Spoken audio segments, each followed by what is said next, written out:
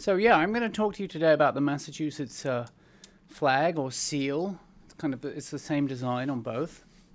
And yes, there is a controversy about the Massachusetts flag, which I'll explain to you in a moment. But I'm not mostly going to be talking about the controversy. Instead, I'm going to be talking about the history of the Massachusetts flag, and I'm going to... Don't worry, we will cover the controversy.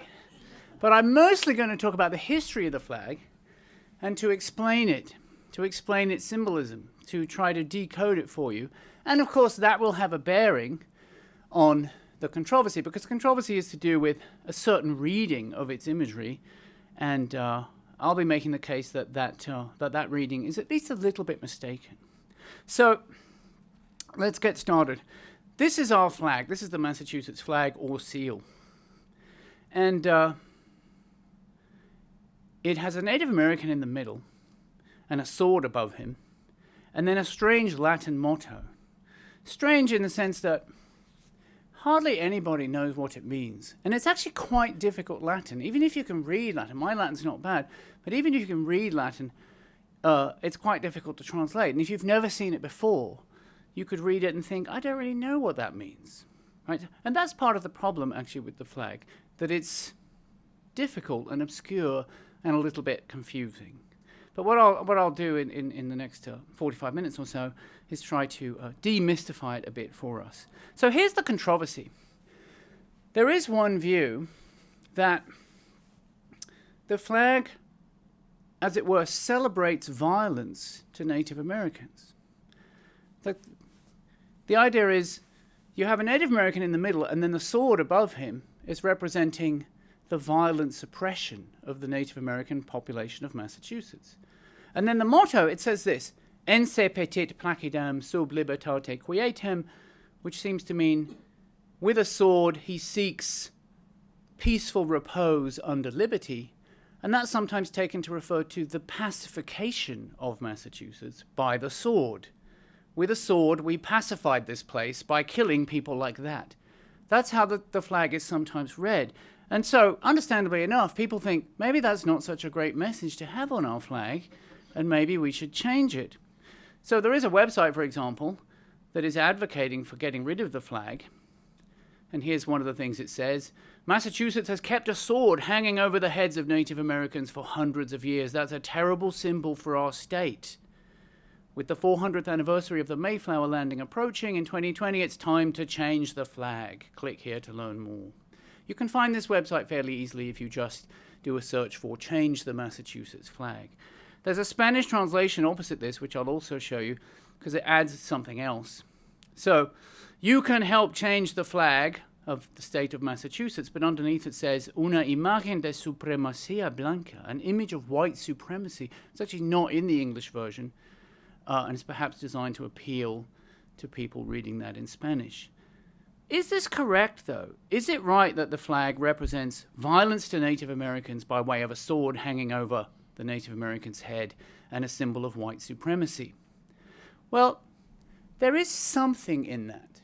In what follows, I will concede that it's not ridiculous, and that there are actually some details in the flag that just somewhat support that.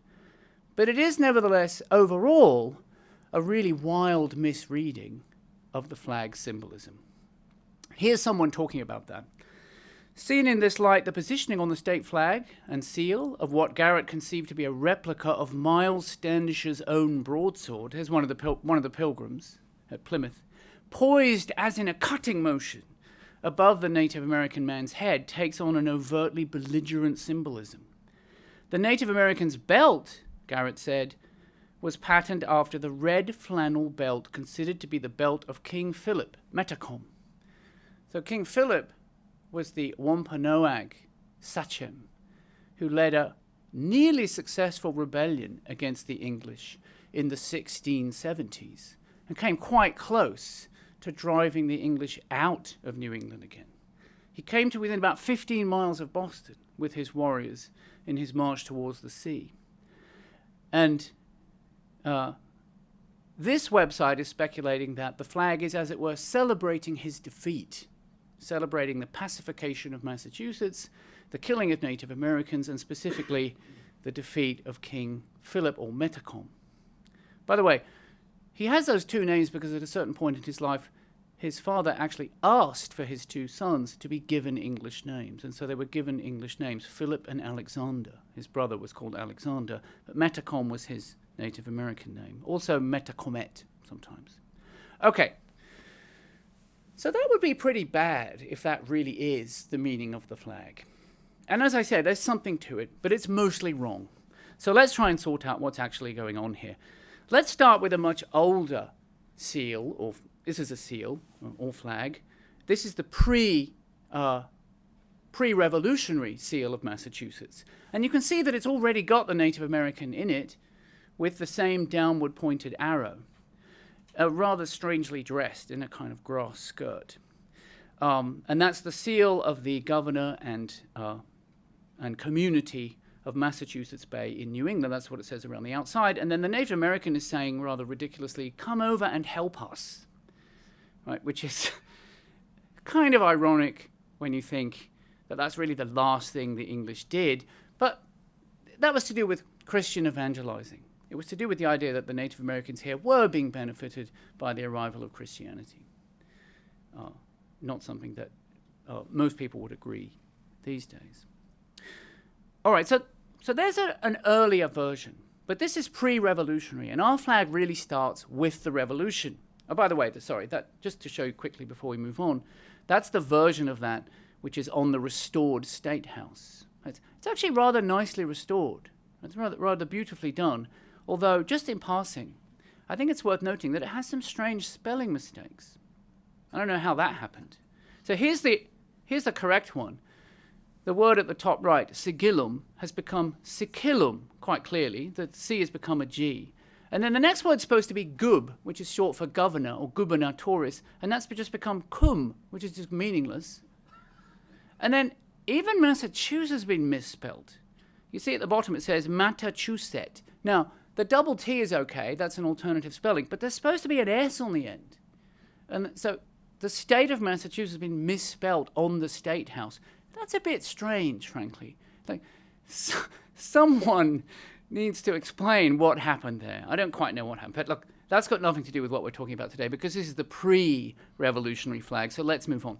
Here's an earlier version of our flag. This looks quite different from the one we have now, but it's basically the same thing. There's the Native American in the middle. There's the sword above his head. And there's the same motto. With the sword he seeks peaceful repose under liberty. It's all already there. And this is a design from at least 100 years before our current design, but all the elements are in place. But what's not widely known is that the shield actually went through phases rapidly.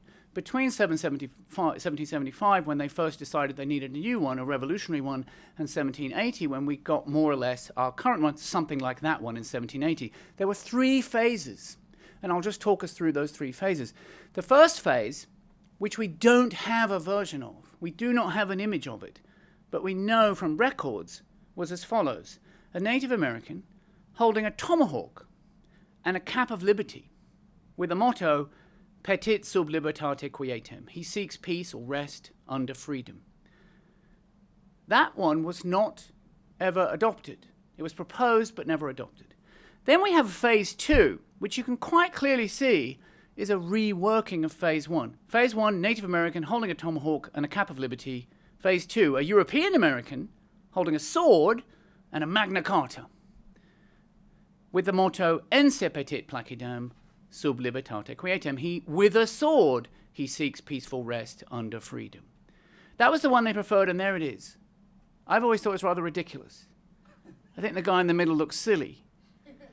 And that's the one they adopted in 1775, but it didn't last very long, and I think it didn't last very long because it looks silly.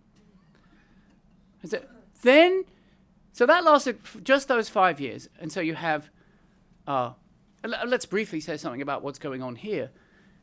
So the guy in the middle is meant to represent an Anglo-American, a colonial, and this is a revolutionary shield. He's willing to fight for freedom. The motto around the edge, I'll come to that in a moment, but it approximately means, with a sword, he seeks freedom. He wants to fight for his freedom.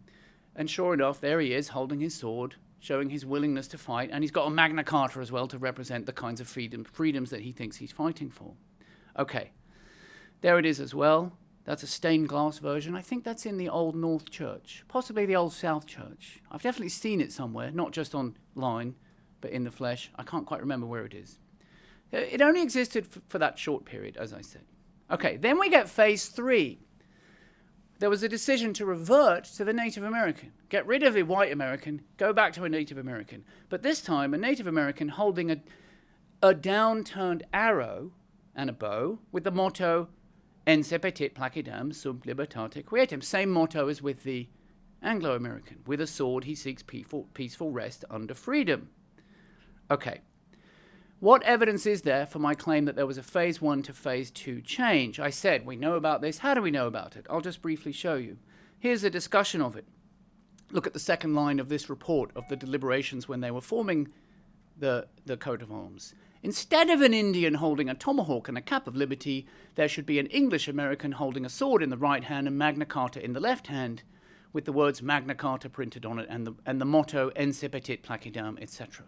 So there's the evidence of the change from the Native American with a tomahawk and a cap of liberty to the Anglo-American. Here it is again. Look at the arrow. Instead of an Indian holding a tomahawk and cap of liberty, there should be an English American holding a sword and a Magna Charta, etc. And then a bit further down it says, the House voted that on the device previous to the word petit be inserted the word Ense and then subsequently the word placidam. That shows us that the original plan for the motto was just petit sub libertate quietem, without the sword. Just he seeks peace under liberty. No sword. Okay. And then we got the version with the sword, both the sword in the middle and the sword in the motto. So what is going on? Okay, let's go back to phase 1. Native American holding a tomahawk and a cap of liberty with the motto petit sub libertate quietem. Things to note about that version. Right, this is phase 1, the one we don't have. Everyone understand? Okay, I'm talking about this one. We don't have a picture, but we have a description. Here's what we can say about it with certainty. The Native American stands for America. That's how the symbolism of the time worked. The American is America. The tomahawk, being held by the American, i.e. America, stands for America's willingness to fight. And the cap of liberty that the Native American was holding in his other hand, or perhaps her other hand, it may have been a Native American woman, stands for America's liberation from English rule, or its fight for freedom. Cap of liberty, I want to be free. Tomahawk, I'm willing to fight. I'm a Native American, I'm America. America is willing to fight. The motto had strong Republican connotations because it was very famously, and I mean very famously at the time, composed by a well-known English Republican, Algernon Sidney, who was also a kingslayer, as I've called him there. In other words, he was involved in the execution of Charles I, and he was famous for that, and his motto was associated with that, and it was well known. So, you have America, represented by the Native American, willing to fight, holding a cap of liberty, and a motto that has strong Republican connotations and implications of regicide around the outside. There's a cap of liberty, by the way. It's a really old symbol. It goes back to Roman times. That's a coin issued by Brutus after he killed Caesar. Ides of March. And the cap of liberty in the middle represents liberation, because it was worn by slaves when they were freed. Right? It was a special cap, a kind of Phrygian cap. It looks a bit like, you know, those Peruvian hats? The woolly Peruvian hats? It looks a bit like one of those. Slaves used to wear those when they were freed. I'm not quite sure why. Maybe something to do with the fact that they used to shave their heads when they were freed. Anyway, sometimes the cap of liberty is held on the top of a stick. So that's a really old symbol, and apparently it was in the first version of the Massachusetts state flag being held by the Native American, representing America. So let me justify this claim that the Native American in that early image does indeed personify America, and doesn't, for example, represent the genocide of Native Americans or the killing of Native Americans, but in fact was just meant to stand for America itself, or in effect for the American colonies. This is a well-established iconographic idiom. Here's a really early version of it. This actually comes from 1595, 150 years earlier. That person in the middle, I know this sounds ridiculous, but meant to be a Native American. It's not particularly good. image of a Native American because they didn't really know what Native Americans looked like. But look, she's got the arrows, she's got the bow, she's got the headdress, she's even got a tomahawk. I think that's meant to be a tomahawk. Clearly not very informed, but that's a Native American as best as they could do in 1595, and she's sitting on an armadillo, so that's a giveaway. It's a very big armadillo, and those very strange sheep on the right, I think they're meant to be llamas. They don't really look like llamas, but I think they're supposed to be llamas. So and that's America. It is America personified, right? So this is an example of that idiom from 150 years earlier. Here's another example. America. Did I skip one? Yes, I did. Here's another one. On the right, sitting down, is Britannia, and she's handing something to the person in the middle. She's handing the Stamp Act, right? Although actually, if you look closely, the thing in her hand says Pandora's box, right? The Stamp Act is going to cause chaos. And then the person in the middle, that's America. There's the Native American. She's got her arrows. She's got her headdress. She's America. And on the far left, that's Minerva or Athena. She's wisdom. And she's saying, take it not. But don't take the Stamp Act. Don't take it. And then lying down on the ground, can you see the woman with the cap of liberty on a stick? That's liberty.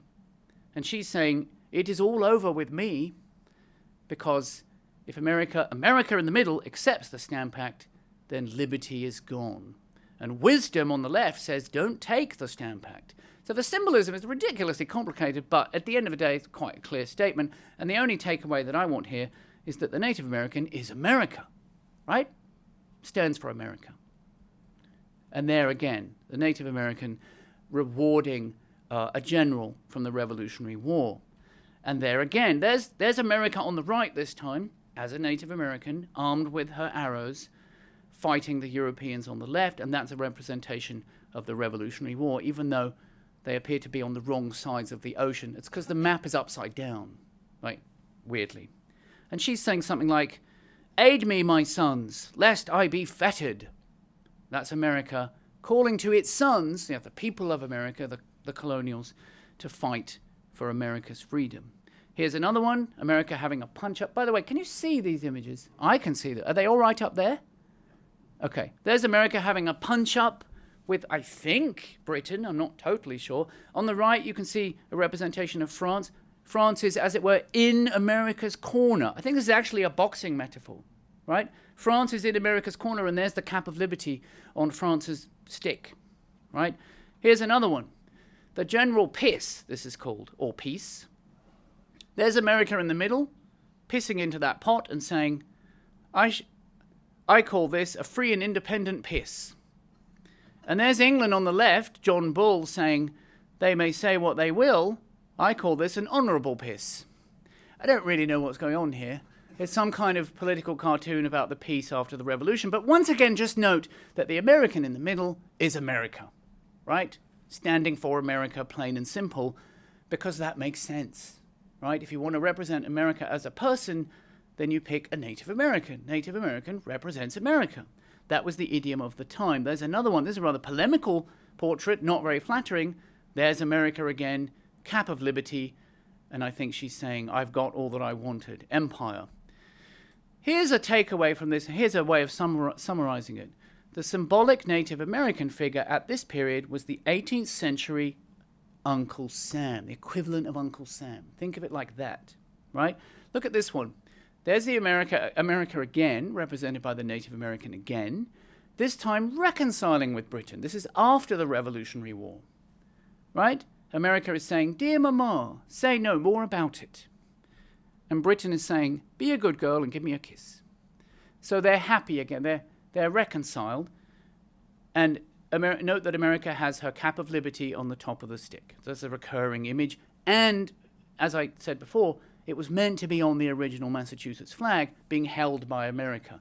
Just like this image, representing America fighting for its freedom. Compare that with this.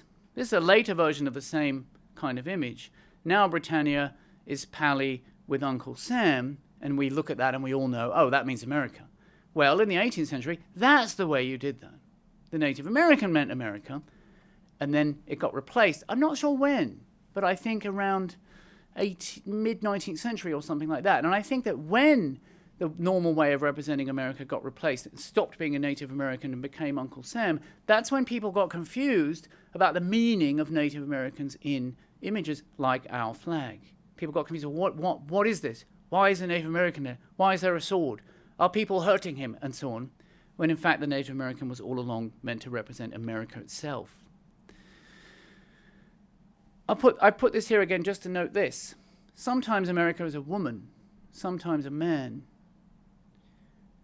Going back to this earlier image, I think most people look at this and assume it's a man. I suspect, by comparison with some of those other ones, it's actually meant to be a woman. Usually America is a woman.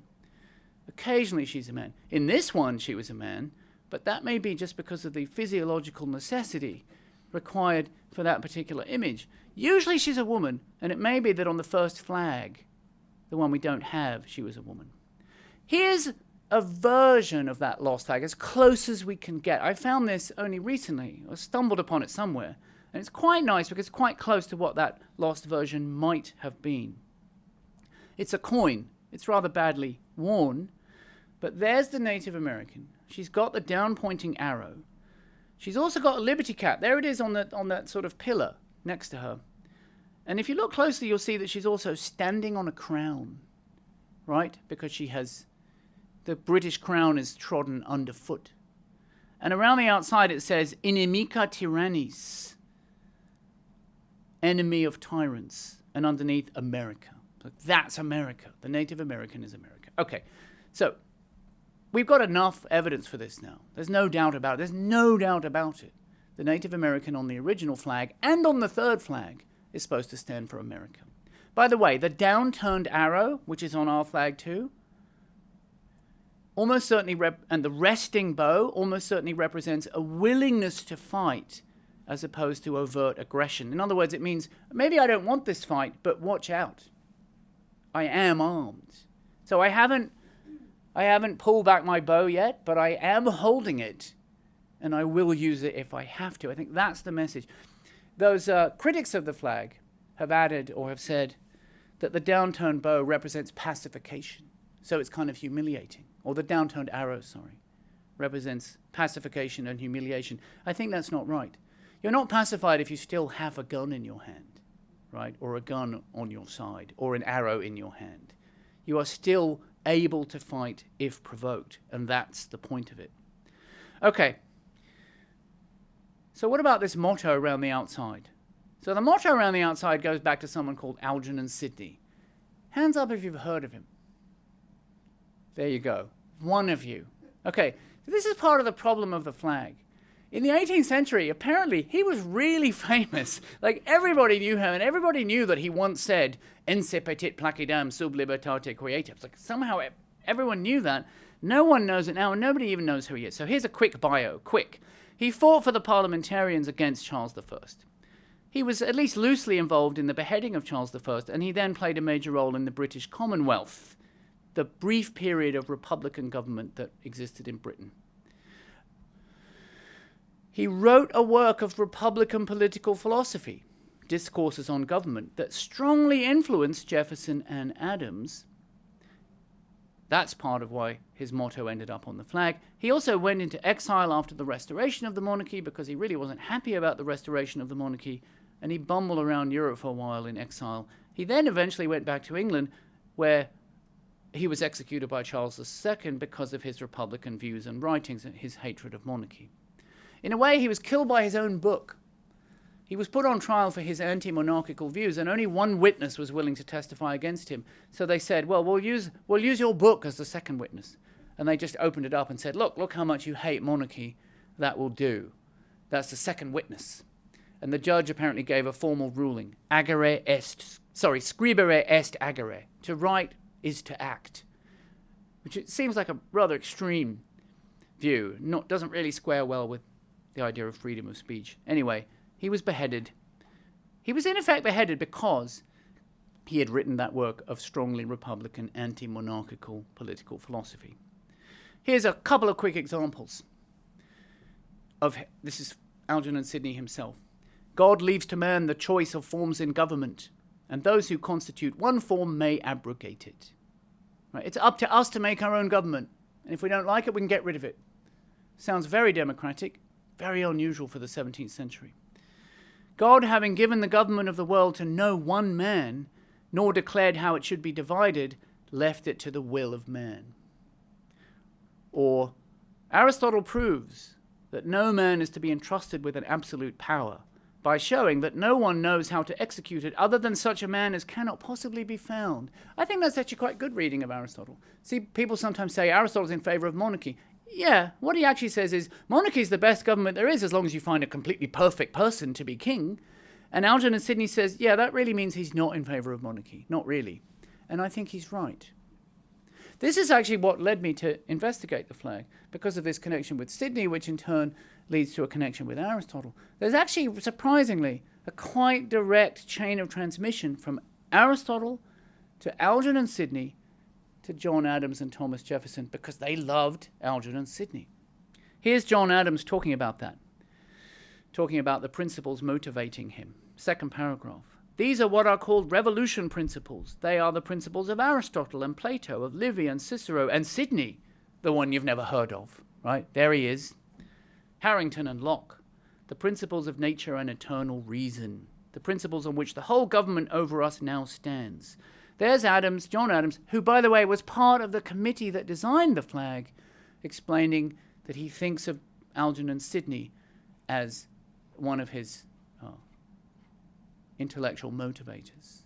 Right? I think he also admired the fact that he had a good record of success against kings. He had killed Charles I, and he was known for his fighting spirit. Another anecdote about him, by the way, I'll just mention this. When he was about to be executed, they said, "Can you please at least beg the king to allow us to bury your body afterwards?" And he said, as far as I'm concerned, the king may use my arse as a snuff box. He had a lot of spirit. Okay, what does this mean? Ense petit placidam sub libertate quietem. With a sword he seeks peaceful rest under liberty. There we are. It's attributed to Sidney. Sidney apparently wrote it. When? Well, weirdly, he was in Copenhagen and he went to the library there and there was some kind of guest book and he wrote it in the guest book. I don't really know what's going on, frankly. I mean, these conventions are kind of lost. I think a guest book at that time was quite a big deal, and he was an aristocratic and quite important visitor, and so what he wrote in the guest book was quite important. Here's a report of it. This is absolutely historically bona fide, by the way. This report comes from 2 years after it happened. This is from about 1690 or something. At the time when Mr. Algernon Sidney was ambassador at the court, Monsieur Tourlon, the French ambassador, had the confidence to tear out of the book of mottos in the king's library this verse, which Mr. Sidney, according to the liberty allowed to all noble strangers, had written in it, and there's our motto. Manus haec inimica tyrannis, ense petit placidam, sub libertate quietem. Though Monsieur Tourlon understood not a word of Latin, he was told by others the meaning of that sentence. So he didn't know what it meant, but he was told that it was very offensive to people who liked kings like him. And yes, that's right. But why? What exactly does it mean? By the way, here's Algernon Sidney's father talking about it. I'll skip that. I'm concerned about talking too long. How are we doing, Nia? Still good. Yeah? How long did you want me to talk? Like 45 minutes. Well, right, but I only started about, 20 minutes ago? Yeah, 20 minutes if you want. Okay, I'll skip that one. Manus haec inimica tyrannis, ense petit placidam, sub libertate quietem. By the way, it's a hexameter. So it has a kind of rhythm to it. This hand, enemy of tyrants with a sword, seeks peaceful rest under liberty. So I think the way to interpret it is like this. Imagine someone saying to Algernon Sidney, "Why did you raise your sword against your king?" So he'd thought about it, and he'd composed a little bit of autobiography in Latin hexameters, as you do. And it went something like this. This hand of mine, which hates tyrants, took up a sword to gain peaceful repose under liberty. By the way, petit could be past tense as well as present tense. Petit, contraction of petit wit.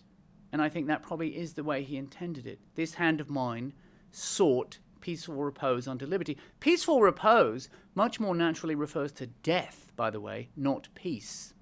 As in rest in peace, rest. So I think it basically meant yeah, I took up my sword because I wanted to die free, one way or the other, either by succeeding and dying in a free country, or not succeeding, but at least dying free rather than submitting. I think that's what he meant. But it appears to have been taken differently by John Adams and others as meaning something like this: this hand of mine which hates all tyranny takes up sword for peace, but peace only under liberty. Hence, I'm not the aggressor here, I don't want war, but I will fight if provoked. I'll fight for my liberty if I have to. Note that that matches the symbolism of the downturned arrow that I talked about before. If you apply it to the shield, then it means, remember, in the middle you have the Native American, so that's America, and it means America doesn't want this war, it wants peace, but it will fight for its liberty if provoked. Or if you take it the other way, with the sword, America seeks... I'm sorry, that's actually just the Latin, that's just the motto. I'll interpret it that way. With the sword, it or he, America or this person, the Native American, seeks peace but only under liberty. John Quincy Adams confirms this. He confirms that that's the way it was understood. Now, this is John Adams' son, right? So we can assume he's a good authority on the way the people who made the flag were thinking. He says, this motto is as lasting as the Commonwealth herself, and it ever admonishes her sons that the enjoyment of quiet freedom is the only lawful motive for drawing the sword to shed blood in resistance to tyranny. So that implies that other interpretation. We want peace, but we will fight if it's a matter of securing our liberty. That's the way John Quincy Adams was taking it. He also adds, and at the same time, this signaled their approbation of the sublime sentiment and their profound veneration for the character of Algernon Sidney, confirming that there was a kind of shout-out to Algernon Sidney in the flag. Here's John Quincy Adams' rather flowery translation. This hand the rule of tyrants to oppose, seeks with the sword fair freedom's soft repose. A little bit loose, but roughly right. Yeah. Okay. So you could take it either way, as meaning we want peace, but we're willing to fight, or the other way, we fight because we want to die free, we want to repose under liberty. Both versions amount to the same thing. It means we are willing to fight for freedom, and both versions embody the reference to Algernon Sidney and his Republican philosophy. Okay. Let's go back to those phases. Phase 2 to phase 3. Do you remember phase 2? The silly-looking Anglo-American? Right? Why did that happen? Why did we go from phase 2 to phase 3? I think there's a simple explanation. It just looks really silly. At least that's the main explanation. I've lost sound, haven't I?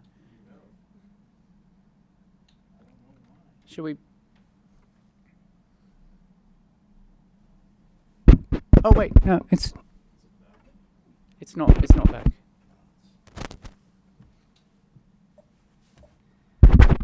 Test.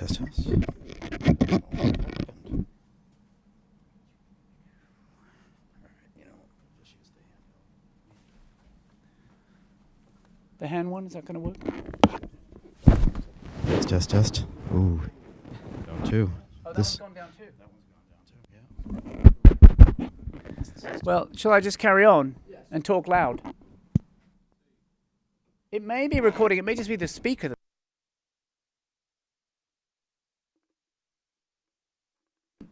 Near? Okay. Ense, petit, placidam. So, it's still... You're still hearing it. All right, I'll just carry on because everyone can hear me, can't you? Yeah, okay. So why did they get rid of this one? I think the simplest explanation is that it looks really silly. I think the guy in the middle in particular looks ridiculous. Like, what is he doing? Looks like he's dancing a jig or something. Plus, holding a Magna Charta, so unheroic. Right, like on a battlefield. Magna Charta. Magna Charta?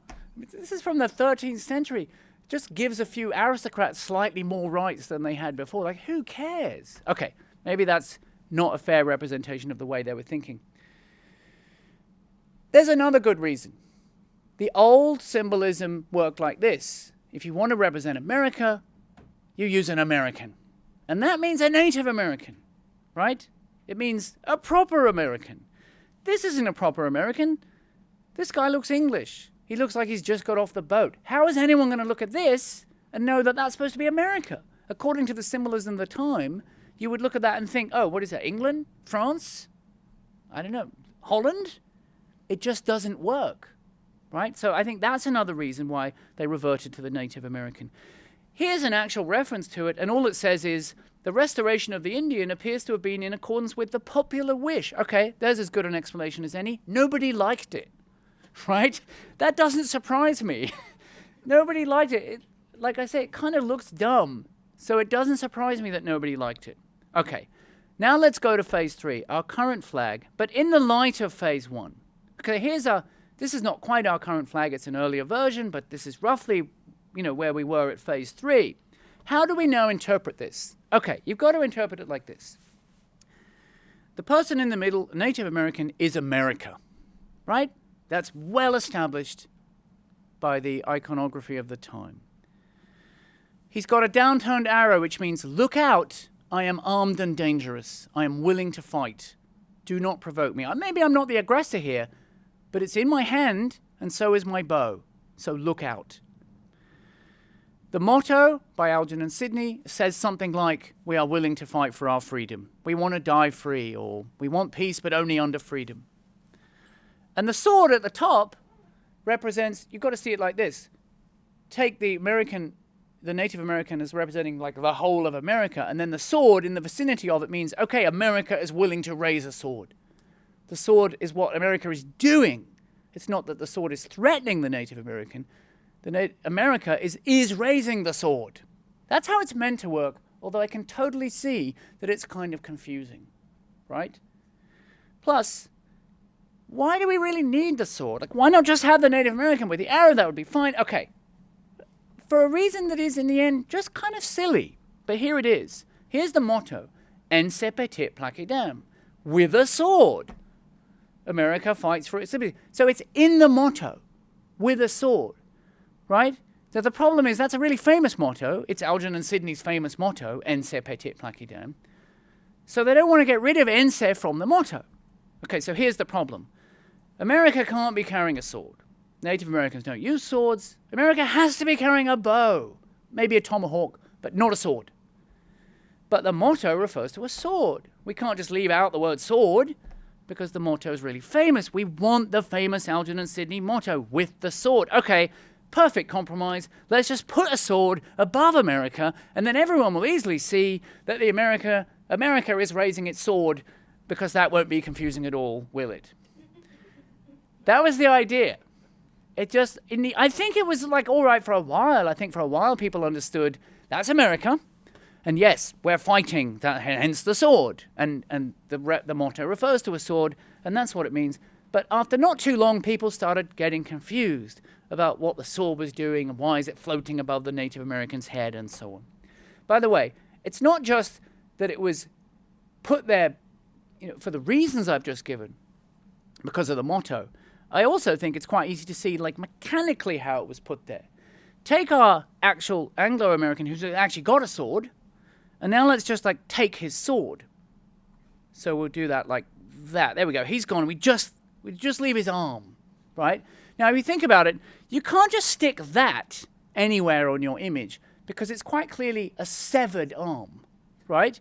The only way to make it not look like a severed arm is to flip it and to kind of hide the shoulder. So that's what they did. You've got to flip it like that. Flip it up, and then you've got to sort of... There we go. We've got to hide it like that, right? And then that's roughly what we have. So you take the silly guy with the sword, you chop off his arm, you flip it around and you stick it on the top. I think that's literally what they did. It was like old style cut and paste, right? And actually, if you look at the latest version, this is the modern one, you can see from the shoulder that the person must be lying like to the left, right? The head on the right, feet on the left. That arm belongs to someone who's on their side because it's been rotated. You can actually see that even more clearly in the modern version than in the old one. Okay. Did the designers later also have the idea of making the Native American, i.e. America, resemble Metacom?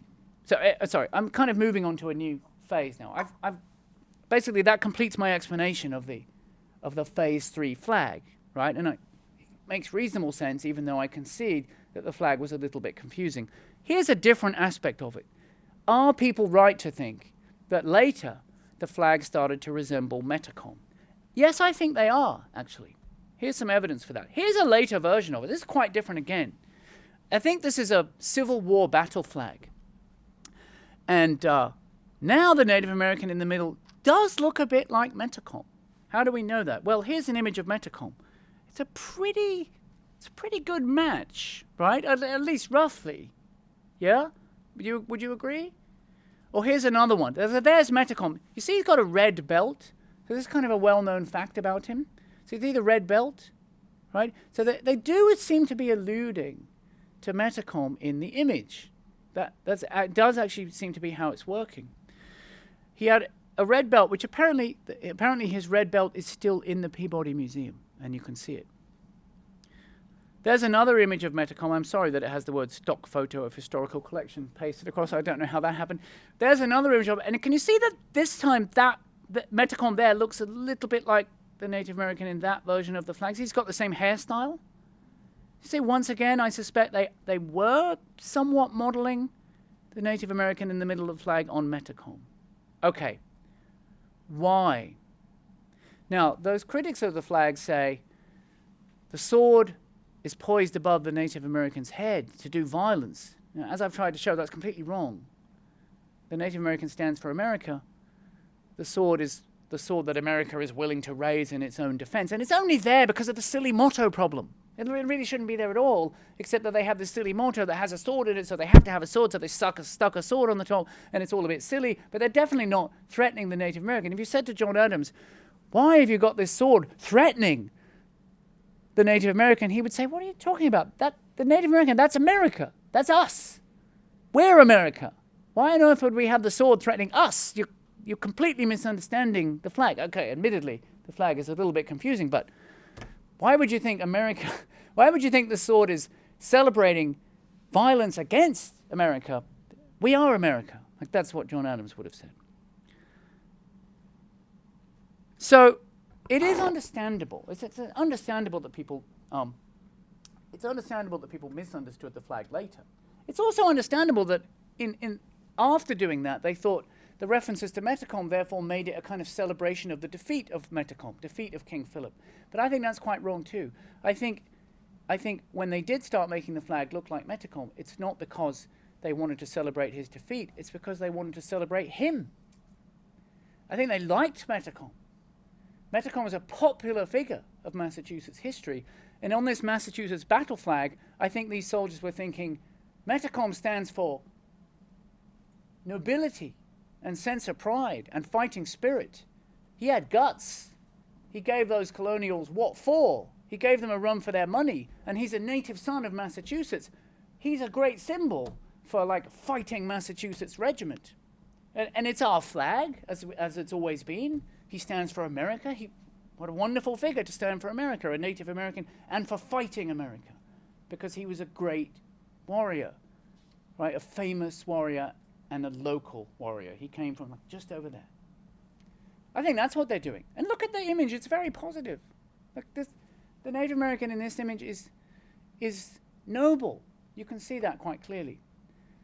And he's willing to fight for his freedom. And by the way, Massachusetts thought that the motto they already had about fighting for freedom worked perfectly well for the Civil War as well as for the Revolutionary War. They just, as it were, converted it, just pushed it over. Right, we're fighting for freedom again.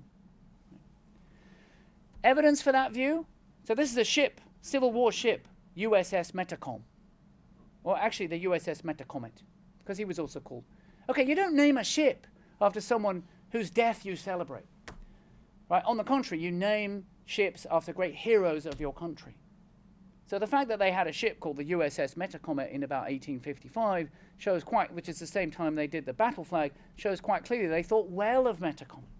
They thought he was an appropriate symbol of noble belligerence, which was also the symbolism of the original flag. There was a USS Metacomet, and there was also another ship named after his brother, whose name I cannot now remember.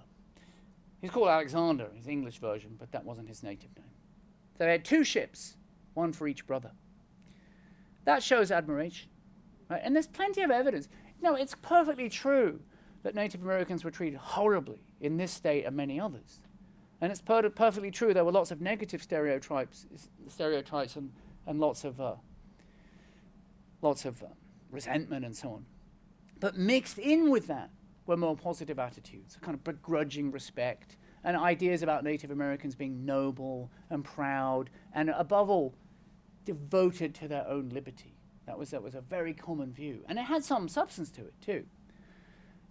That was prevalent in the 19th century as well, and in the 18th.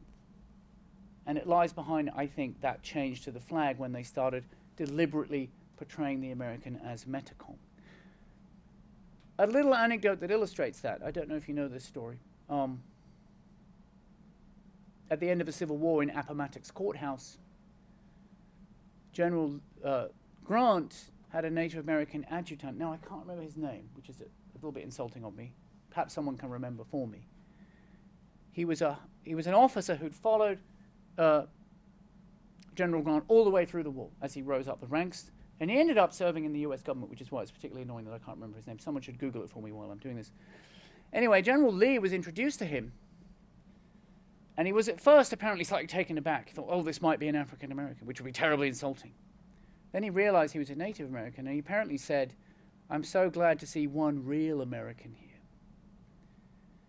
And apparently he replied, we are all Americans. But what I think that the interesting bit of that is the fact that General Lee was willing to say of a Native American, well, you're a real American, right?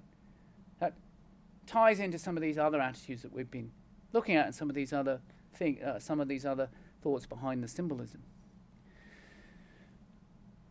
General Sherman, his middle name, Tecumseh, right? Named after the great Native American warrior. Again, you do that because you admire that person, right? His father, in about 1820 or whatever it was, called him Tecumseh because he thought Tecumseh was a man to look up to, right? Just like Metacomet.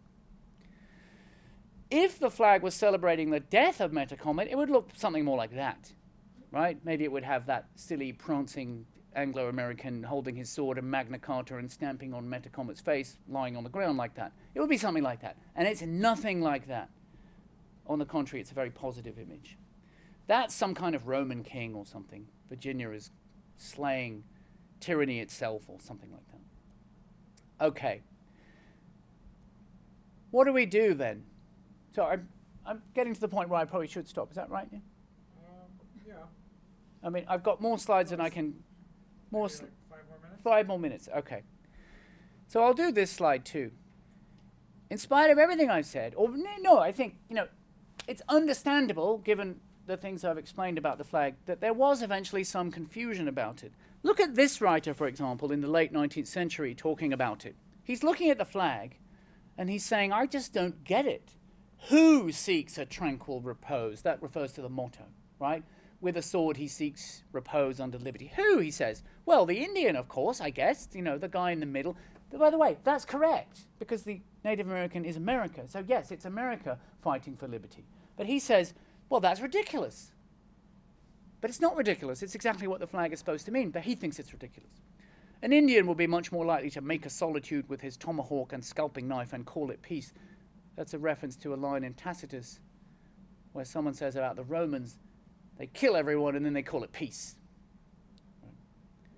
And then he says, who ever heard of an Indian with a sword? Okay, now that kind of is part of the problem of what's confusing about the flag. That sort of is quite close to a little bit of the problem. But more to the point, this writer, he just doesn't get the flag anymore. Like he's mystified by it. The whole design is a silly incongruity. Then there's the fact that the most recent version, look at the arm, and tell me if you don't agree that it now specifically looks like a kind of 17th century arm. See the little ruff around the sleeve? It's meant to look like a kind of Puritan arm. Now that's completely wrong, right? It was never meant to be it's not meant to represent the Pilgrims doing anything. The sword was always the sword of revolutionary America fighting against Britain. So now it's been backdated by like 140 years. It's completely the wrong arm. And I think that may be because whoever thought, oh, let's make it like a Puritan arm, maybe was thinking this represents the Puritans crashing down their swords on the heads of Metacom. Maybe. So maybe those critics are sort of right that that's the way the flag looks now, even though it's certainly not what the flag was meant to mean originally. So I can see that. So what should we do? What should we do with the flag? Should we go along with those critics and ditch it altogether? So in effect, what I've argued is they only want to do that because they think the flag represents violence to Native Americans and the celebration of the death of the Native American population and of Metacom and so on. And I've tried to show that's completely wrong. It's absolutely not what the flag is about. In a way, you could say the actual symbolism of the flag is flattering to Native Americans. Maybe. I mean, I'm open to suggestions on this, but you might think the fact that people were so willing to take a Native American and say that's the proper symbol of America seems to me quite flattering. And then later, I think the representations of Metacom are definitely meant to be flattering. This person is meant to represent fighting spirit and nobility and a love of freedom. So that's flattering too. The sword is never meant to be threatening the person in the middle. The sword was always meant to be what that whole symbol, i.e. America or i.e. Massachusetts, is willing to do. We are willing to raise our sword. So they're kind of wrong about that. Nevertheless, the motto is definitely the flag is definitely confusing, and maybe we could think about changing it a bit because it's confusing. Okay, suggestion one, perhaps we should just explain the history of the flag a bit more clearly, and then people wouldn't be so upset about it and they would be a bit more interested in it if we knew about Algernon Sidney and knew about how Native Americans used to be in America and so on. Okay, maybe. Maybe we'd get rid of the sword, just like the Phase 1 flag didn't have the sword, and it didn't have sword in the motto. So you could just go, for example, to the other half of the Algernon Sidney couplet, Manus haec inimica tyrannis. I think that would be a good motto, and it would still have the contact with the original Algernon Sidney saying, and it would just mean this hand hates tyranny or hates tyrants. Perfectly good for your Native American holding that threatening arrow. Watch out, this hand hates tyrants.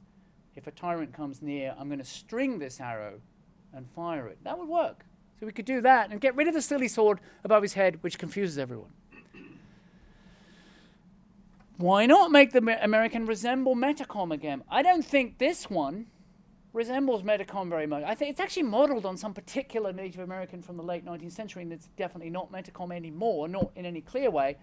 I think it's actually quite nice when the flag more overtly represented Metacom, who is a native Massachusetts fighting Native American. I think that was quite a nice phase for the flag to have. How about a motto in Algonquin? We've got one in Latin, which is kind of a silly language, in a way, a silly language to have on the motto. I mean, it was a language like John Adams was perfectly happy reading, but not many other people at the time and not many people now. Right? It's also difficult Latin. But if you're going to have a silly language, why not Algonquin, Metacom's language? Right now, this might be a slightly silly suggestion, but you could actually do this. You could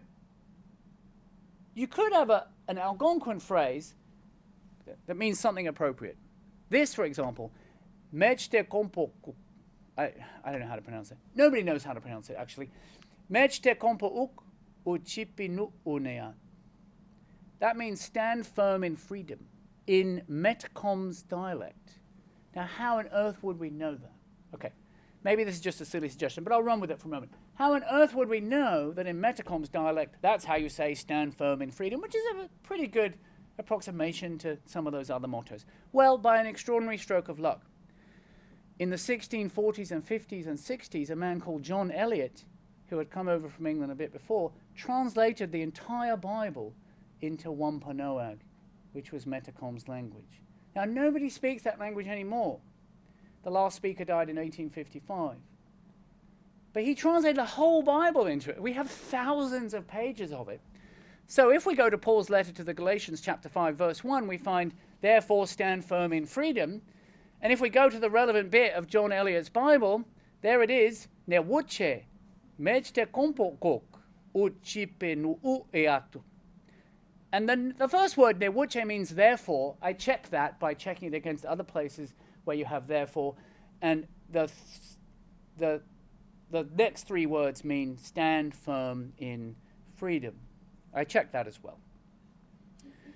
The bit at the end of the second word, po'uk, that means stand. So I think michtekom means something like firmly. Michtekom po'uk, stand firmly. And chipinu uneat means freedom. So we could put Metacom's own words on the flag, replacing the on. It's just a throwaway idea, but I think it's quite a nice idea. Oh, that's my last slide. Okay, so what we could do now is open it up to any questions anyone has about any aspect of that, including the controversy and whether you agree with me that ditching the flag on the grounds that it represents violence to Native Americans would be at least partly just based on a confusion. That's my view. Mitchell.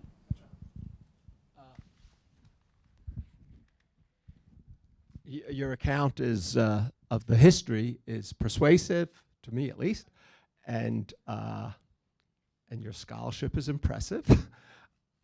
But getting to the controversy, are you at all suggesting that the way something was originally intended, the history of the intentions and the motives behind it, should be the way that people have to, or the proper way to read it now, if all of the connotations that it has for people, given conceptual developments and the use of language and people's educational context, make it a quite unnatural reading for them?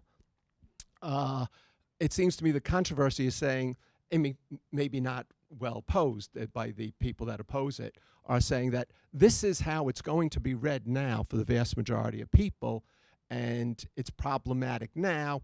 The fact that it was not problematic before, and there wasn't, and the intentions behind it would not be problematic now if people could read those, but as a matter of fact, they can't. And let me just give you an example of something that I find a little interesting and problematic, and I've had different reactions over the years.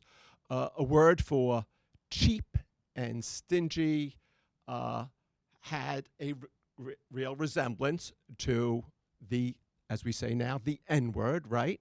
Yeah. And even though etymologically it was unrelated, yeah. People have said one ought So we not get to rid of use the it, and I hesitate, and I'm not sure, should I use it? Because on the one hand, it seems like it's based on not understanding where this particular word I'm using comes from. On the other hand, if it's going to offend people and be misunderstood, maybe that is enough reason not to use it. Yeah, I understand your point. So why not get rid of it just on the grounds of the common misconception? So my view would be that the misreading of the flag is not that common. I think some people look at it and say, oh, wait a minute, isn't that sword a bit threatening? And is this about violence to Native Americans? Is that what's going on? And then some people have researched it. The website says you should look at it this way because historically this is how it works. I don't think it's a particularly common mistake. I think a lot of people just look at it and think, eh. And then they read the Latin and think, eh. Like, who the hell knows what that's about, right? So you have to, like, teach people the misconception. And then my point would be, well, if the misconception is actually wrong, then it doesn't make sense to go around teaching the misconception. Let's teach the actual history of the flag.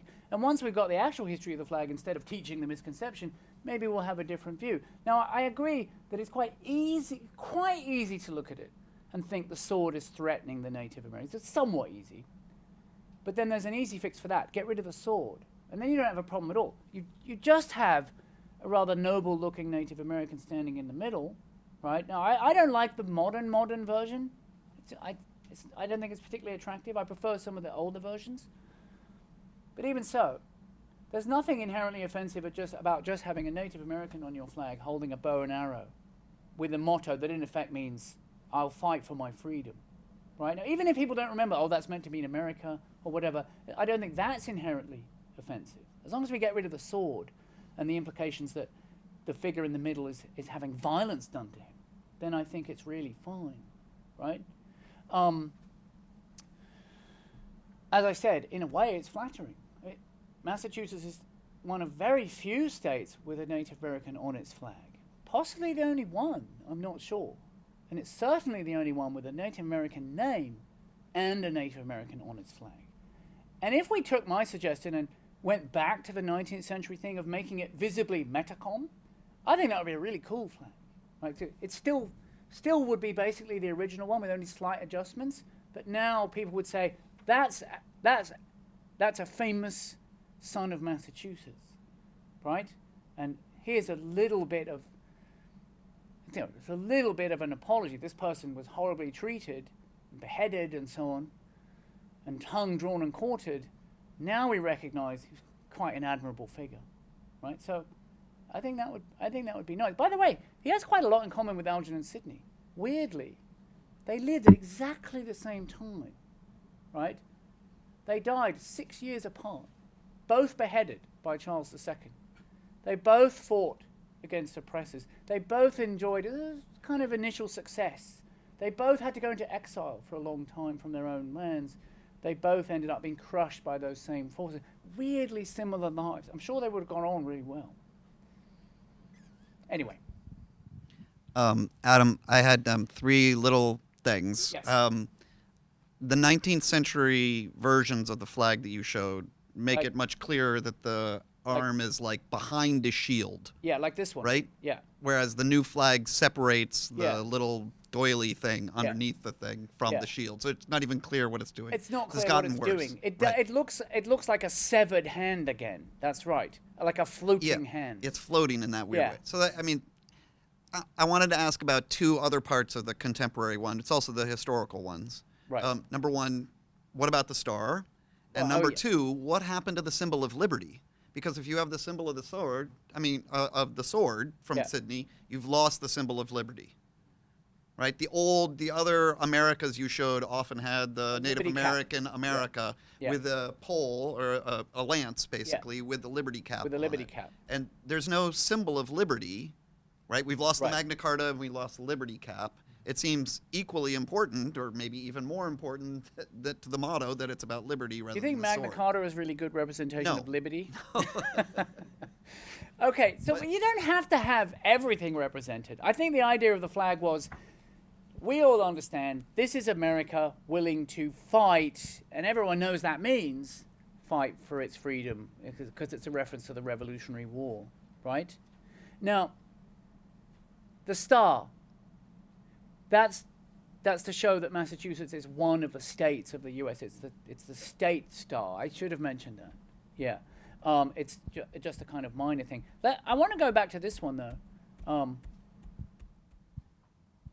This one. Yeah. So this one does have the liberty cap, Yeah. right? And it's got the same downturned arrow. And now America is a woman, which is the more usual idiom, by the way. So and it kind of helps because this is like the old Roman and Greek idiom of personifying things as women, like the Statue of Liberty. Nations. Yeah, like the Statue of Liberty or the Statue of Rome or whatever. And so by making it a woman, it's a little bit clearer that this is a symbol of America. And you have the liberty. Also, this one solves the silly problem about the sword by taking the other bit of Algernon Sidney's motto. It says, inimica tyrannis. We hate tyrants. So no mention of swords, so we don't have to worry about the fact that America's not holding a sword. So this is quite a good idea, right? By the way, this coin, it was designed in England when America was first making its currency. And this was a proposed US currency. But it was never taken up. That's why there's only like 1 or 2 of them in existence, and that's why it's a bit battered. And there are also anecdotal reports, apocryphal I should say, that Thomas Jefferson was involved in the design of this particular version. Yes? Sorry, did you have, before we go, did you have something else? No, okay. Can I? Oh, yeah, sure. So, I mean, I just don't really understand what. I don't. Is it working anyways? Oh, yes, absolutely. I don't really understand why you can't just remove the sword and keep the motto. I mean, like, why does the sword have to be taken Yeah. literally in the motto? Yeah, you could. So you remove the sword, and then the motto says, with a sword, he seeks peace under liberty. And then the problem is people say, where's the sword? Right? Now, okay, it's not a huge problem. But then again, it also has a simple fix, which is remove the word sword as well, and just say, he seeks peace under liberty. I mean, like, you would want to keep. See, I mean, in those days, people thought I assume that they had that council meeting where they went from phase 2 back to phase 3, right? And they thought, we can't get rid of the word sword, so we'll have to stick a severed floating sword above America's head. And they must have thought, we can't get rid of the word sword because then people won't recognize that it's Algernon Sidney's famous motto. That doesn't matter anymore. No one even knows who Algernon Sidney is. Like, who cares if we take the word Ense out of his famous motto, right? It totally doesn't matter anymore. Maybe they should. Okay, yeah. I mean, you only find out all that stuff now. Back then, it was more or less common knowledge, apparently. Now you only find this stuff out by, like, Googling Algernon Sidney or, you know, looking around these pockets of historical records. So take out the word sword and then people could still do that. They can still do that and find out, oh, it was originally with the sword and it goes back to Algernon Sidney and so on. But you don't need to have it on the flag. Just take it out of the flag so that the flag isn't just kind of, as that critic said, a weird, silly incongruity, right? Why not? Or why not go the Jefferson way and just do the other bit, inimica tyrannis? That's nice. Or my suggestion, put it in Algonquin, and then no one knows what it means anyway, right? But it has a nice... I think that would be nice. I bet there's no other U.S. flag with any Native American language on it. Not even in Utah, which is named after the Ute people. I bet even they don't have a Native American motto. I bet even theirs is Latin. Well, I wouldn't actually bet that. I wouldn't put too much money on that, but it might be. So maybe I'm thinking that there is actually more involved to the sword, because every single picture that you showed us with the sword, especially the one with Metacon. Yeah. All right, there. That might be Metacom. I'm not sure. That's, like, colorful. This one, yeah. 19th century one. Yeah. Battle flag. Yeah, the battle flag one is definitely beginning to look like... Okay, sorry. We have to do the silly hand thing. Okay, we get through that. And then somewhere we get to Metacom. There he is. Yeah. Yeah. Because you can tell that it's even armor. Is that what it's called? Yes, that's right. That's an armored hand. That's completely bizarre. It's like now it's a medieval knight. Like, what's going on there? I really don't know. But I think... So maybe they put the motto in order for the sword to make sense. No, it's the other way round. They put the sword to make the motto. The motto goes back to like 1685 when Algernon Sidney wrote it in the guest book in the Copenhagen Library for some reason. So the word sword was in the motto going back to then. Yeah, but And they so- didn't keep the other motto about like freedom or something like that, and they switched it to the sword one. No, what they did, so they toyed with the idea of taking the word sword out. So version 1 toyed with the idea of just saying petit sub libertate quietem. He seeks peace under liberty. And then they clearly were not satisfied with that. So first they put a person with a sword and put the sword back in the motto. Then they weren't satisfied with that because the person with the sword looked silly. So they went back to a Native American and stuck a sword over his head. But it's clear that they overall thought, no, the sword has to be in the motto, right? Although actually I think the other solution, the one they toyed with, is better. Just take the sword out of the motto and never mind sticking a sword over his head. Just have an American with his traditional weaponry, the arrow. That would work better. Like Matacom there, with his downturned arrow that means I'm chill, but if you start provoking me, I'm going to string this bow and fire it at you. Hi, Emily. Adam. Is this on? I don't know. It's on for the recording. Okay, so I liked your phase 1, 2, and 3. I wondered, did you go back and think about a potential proto 1 phase that this Latin motto could not possibly have might not have come from the pen of Algernon Sidney, but from the pen of a Cicero or a Yes. Virgil? So, Because when I read that nice dactylic hexameter, it sounds like a classical quotation. And I think, first of all, I think the reason the founding fathers didn't want to take Ense out was they didn't like the feel of a A hexameter, dactylic yeah, pentameter, right. because they would have removed 1 foot from the beginning and it Yep. wouldn't make rhythmic sense. Yeah. But second of all, that's clearly a reference to Brutus having assassinated Caesar. It's the Sic Semper Tyrannis quotation. It's this hand inimical to tyrants has overthrown the king, the czar, the whatever you want to call him. And that's fitting to Sydney, it's fitting to everybody. But I'm betting it's a classical quotation. You probably didn't find it. Yes, so I very much thought that too. I thought he can't have just written this in a guest book in Copenhagen out of nothing. He must be quoting someone, right? And people thought that in the 19th century too. So I looked as hard as I could everywhere, and I just couldn't find anything. So I'm convinced that it's not a classical quotation, that he actually, but I suspect that he composed it before he wrote it in the guest book.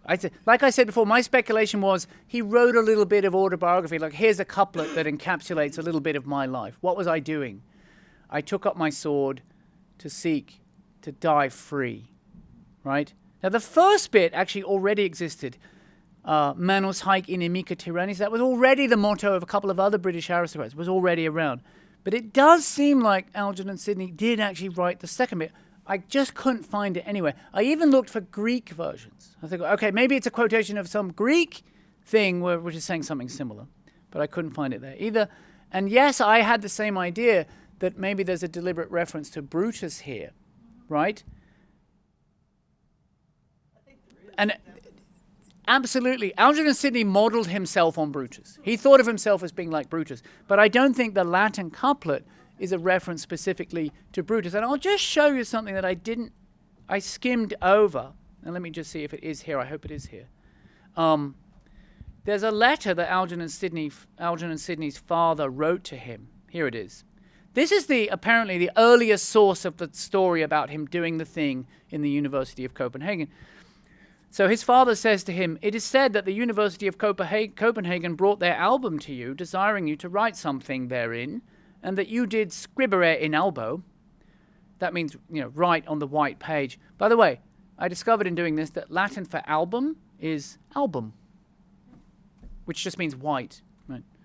Anyway, you did scribere in albo these words, and then there's the couplet.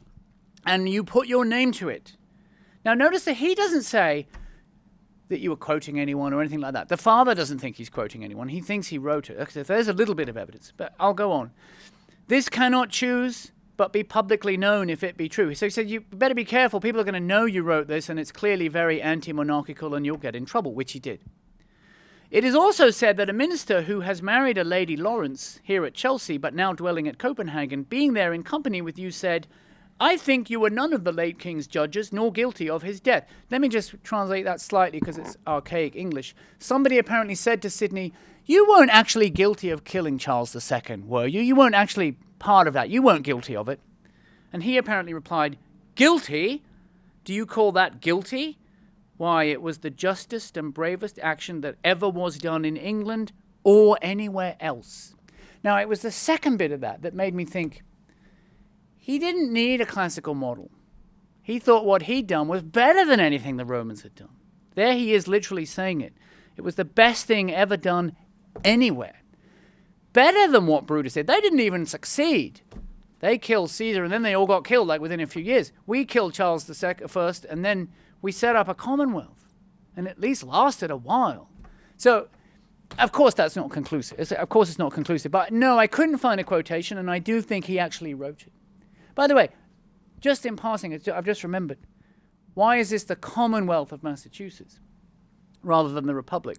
In Latin, it says around the outside, Sigillum Republicae Massachusettensis. But it's called the Commonwealth, I think, as a deliberate allusion to Oliver Cromwell's Commonwealth, the one that Algernon Sidney fought for. The only other state that's a Commonwealth, I think, is Pennsylvania and Virginia. Right. So it might just be to do with the period, that it was a more natural word then, but I think they were deliberately saying to King George, we liked it when your ancestor got the chop and there was a commonwealth for a while, and we're setting up that commonwealth again. Adam, so my sense is that that a generous reading of the objectors argument can accommodate your claims and still stay potent, and it would be something like, number one, a variation on what Mitchell said, that the meaning of a symbol isn't exhausted by what its authors meant, and Yep. that on those grounds the Magna Charta, even though it was a dirty and limited political compromise when it was signed, actually did take on more significance. A newer version of that, by the way, is the South African Truth and Reconciliation Commission, which started also as a very problematic moral compromise, and as the result of how things worked out and what happened in the aftermath, did for a while become a moral symbol. These things go back and forth in both directions. The swastika used to be a symbol of good luck and well-being in Hindu religions, and obviously that's changed. So there's that side of the argument. And so that even if the history around the creation of the flag is, as you suggest, in some way, symbols aren't static, right? Is one part of it. And then the other part of it would be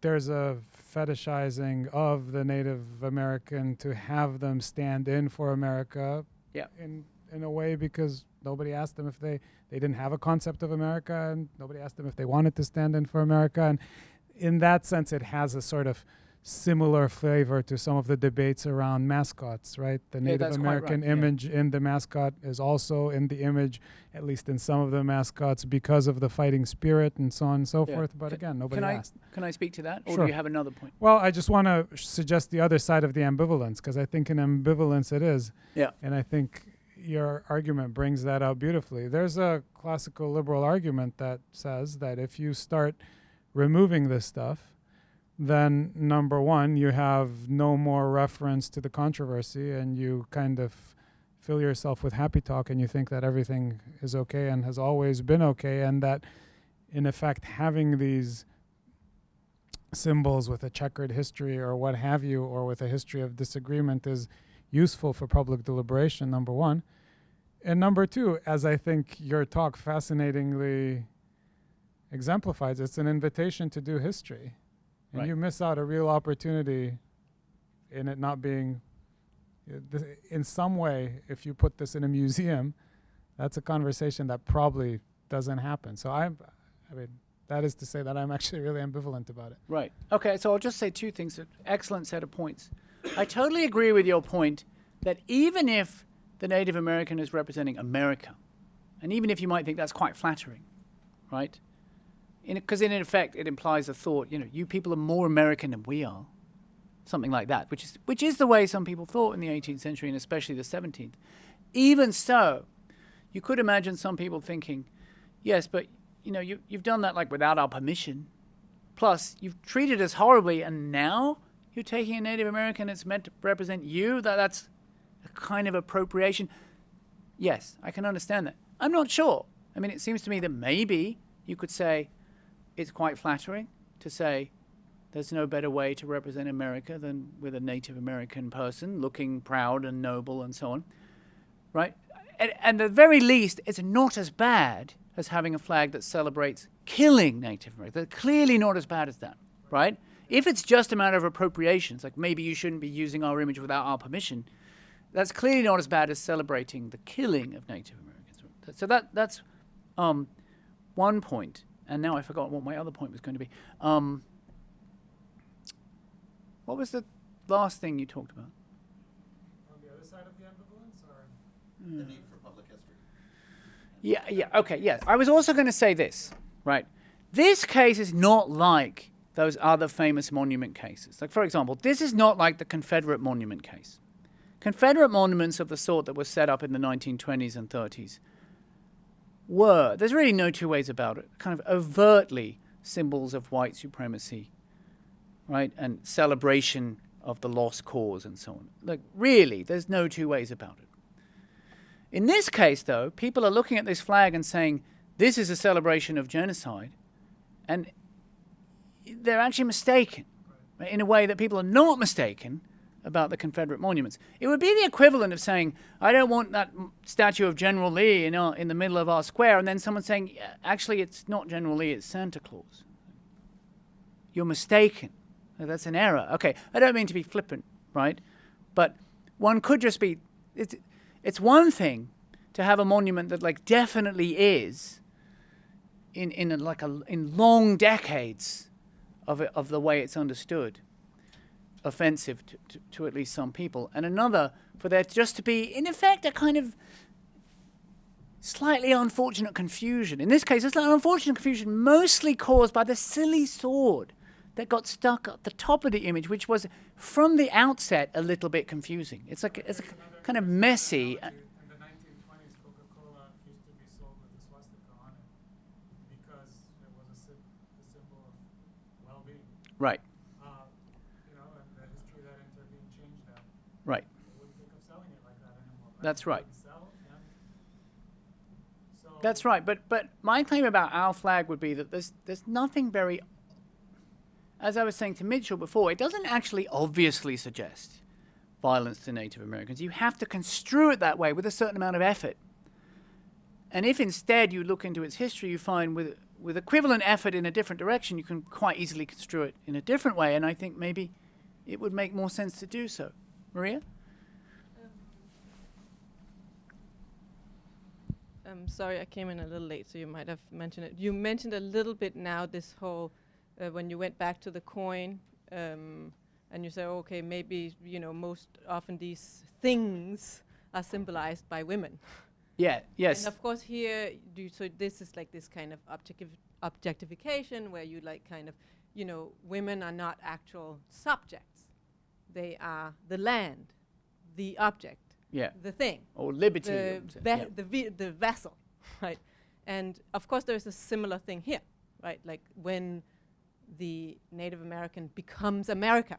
Yeah. It is the thing, the land, the object, behind which the agent has the sword. The real white male has the sword. And this is the symbolism, right?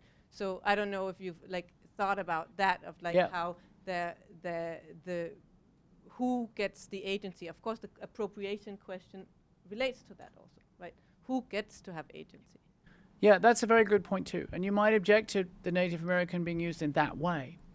But if you think about that website that I showed you at the beginning, that's not one of the arguments. They're not saying the flag of Massachusetts has a Native American which is supposed to represent America, and we don't like that. No mention of that. It's all to do with the fact that they think it's celebrating harm being done to Native Americans. So your point is a perfectly good one. You might have different reservations about taking a Native American figure and saying, let's just make this person represent the whole of America and never mind their individual agency. I totally agree. But it's certainly different from the other worry, right? It's different from the idea that the flag actually, what was the phrasing? Celebrates violence. We have to go right back to the beginning. Emily, what were you going to say? Well, I keep going back to proto-phase one, but that's because of my discipline. Right. In that silly. No, I totally agree. And I investigated it exactly along the lines you suggested. I just never found anything. What Maria's talk about the female figure suggests to me now is one thing you haven't talked about iconography for is placidam, quietem, the placid peace. And in many senses, I think that a female figure is often the conceptual image for peace, and a Native American figure before the Americans come is often taken as a conceptual figure for peace. And so a Native American woman would be a perfect intersection of those two iconographic thoughts. And in classical times, and this feels, that Algernon Sidney thing feels so Augustan to me. The basic premise was that the Romans in Augustan times said, we're looking for peace, but we can only win it through the sword. So they're aiming at peace, but they recognize that there's no way to get there without the sword. Right. So the agency here of the arm and the sword is the actions by which the female concept, the Native American peace concept, is going to be protected. Possibly. But I think if you compare the reports of phase 1 with all the other images I gave from exactly the same time, like literally to the year, showing the American figure, without exception, it always stands for America rather than peace. And so then that would mean that the natural reading of phase 1 was that it's America that is seeking peace. So America can't be the peace that's being sought, it's doing the seeking. Now you're quite right about the idea of... I don't feel as if those two are contradictory. I can still accept it as America. Right. But think America is... I also think... a pre-war kind of peaceful, natural habitat. I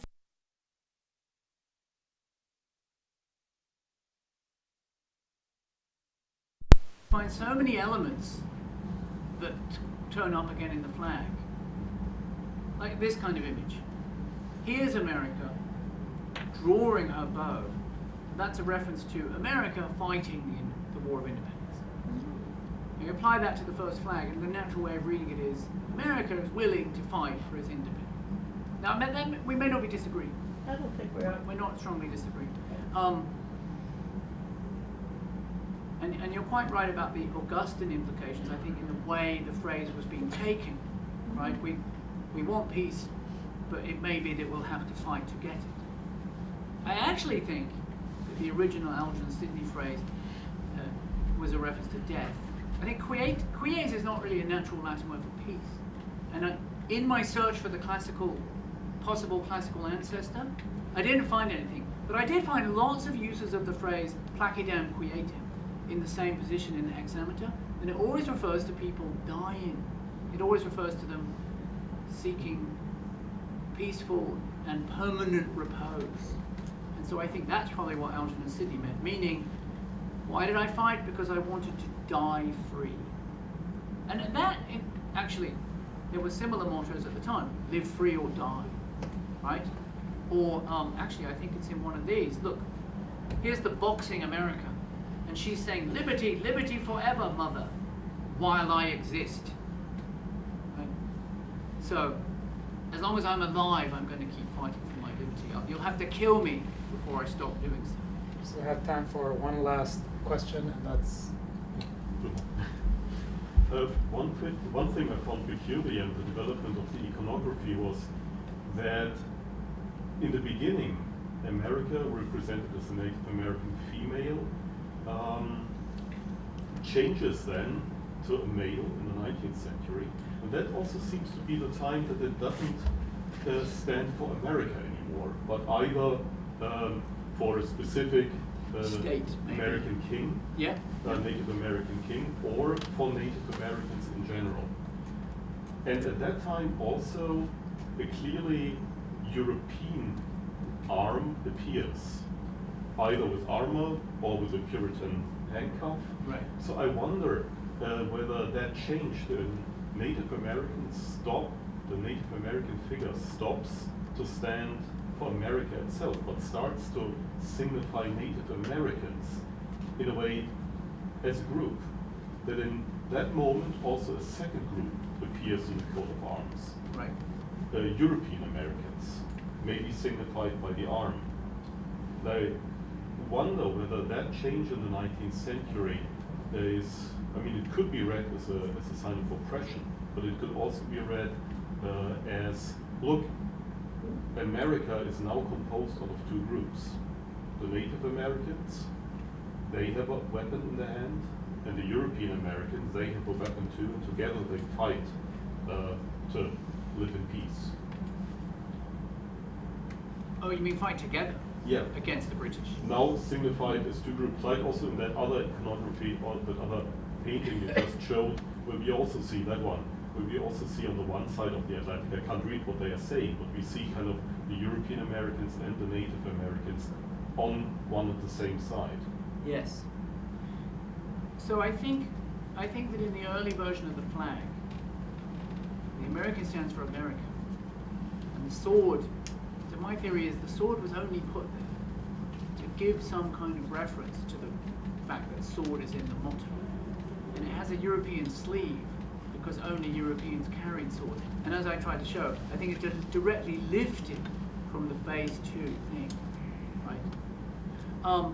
As for the other point about the slow drift away from having the Native American represent America, yes, I speculate that that happened around the mid to late 9th century, especially when America started to be represented instead by the funny man with the hat, Uncle Sam, right? But I think that even as late as the Civil War, when the Massachusetts troops used the flag as their battle flag, I think they still fundamentally thought, at least, Metacom stands for Massachusetts. I think they were at least still thinking that. They weren't thinking Metacom stands for Native Americans in Massachusetts. They were thinking he stands for Massachusetts. All of it. Us. We are fighting Massachusetts, and this is our fighting king, right? Famous for his exploits as a warrior, I think. And so it's still intelligibly related to the older idiom of having Native Americans stand for the whole of America. All right, Adam, that was wonderful. Thank you.